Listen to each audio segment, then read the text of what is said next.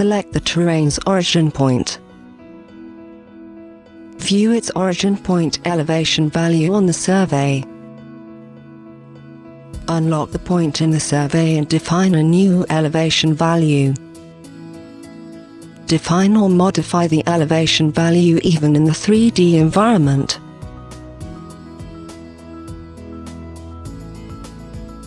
View the terrain's origin point with respect to the building's zero plane as defined in the Levels Management.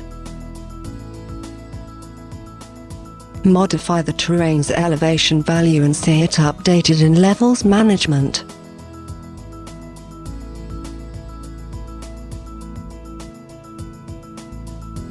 Define the unit of measurement for contour lines and topographic contour plans, the font type and whether it should be visible.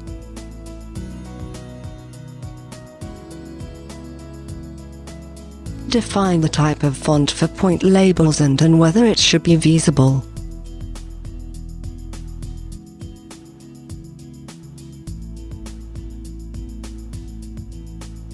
Assign a material.